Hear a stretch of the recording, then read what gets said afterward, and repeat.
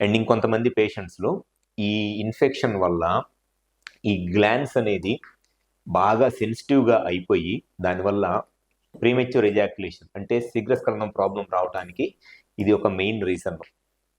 ఈ ఇన్ఫెక్షన్ కొన్నిసార్లు సెక్షువల్గా కలిసినప్పుడు, స్మెగ్మాకున్న ఇన్ఫెక్షన్ కొన్నిసార్లు సెక్షువల్గా కలిసినప్పుడు ఈ ఇన్ఫెక్షన్ వాళ్ళ పార్ట్నర్కో వైఫ్కో ఇన్ఫెక్ట్ అయితే కనుక వాళ్ళకి మళ్ళీ వెజైనల్ ఇన్ఫెక్షన్స్ వస్తాయి, యూరినరీ ట్రాక్ట్ ఇన్ఫెక్షన్స్ వస్తాయి. అండ్ దాంతోపాటు కొన్నిసార్లు పెల్విక్ ఇన్ఫ్లమేటరీ డిసీజ్ అంటారు, అంటే గర్భసంచికి సంబంధించిన ఇన్ఫెక్షన్స్ రావడానికి కూడా అవకాశం ఉంటుంది.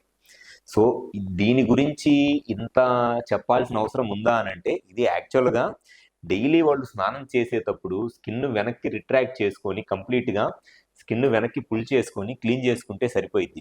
కానీ చాలామందికి ఆ అవేర్నెస్ లేక, ఆ ఇగ్నోరెన్స్తో పేరెంట్స్ చెప్పక, లేదా పేరెంట్స్కో కూడా తెలియక జస్ట్ స్నానం చేయటం అంటే ఓన్లీ స్కిన్ క్లీన్ చేసుకోవడం ఒక్కటే అని చెప్పి అనుకుంటూ ఉంటారు.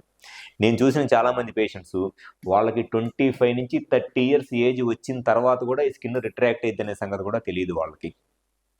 ఒకవేళ ఈ స్కిన్కి గనక ఏదైనా ప్రాబ్లం ఉండి స్కిన్ వాళ్ళు స్నానం చేసేటప్పుడు క్లీన్ చేసుకుందామని వెనక్కి పుల్ చేసుకుంటున్నా రాకపోతుంటే దానికి ఉన్న best and permanent solution circumcision, సుంతి చేయించుకోవటం.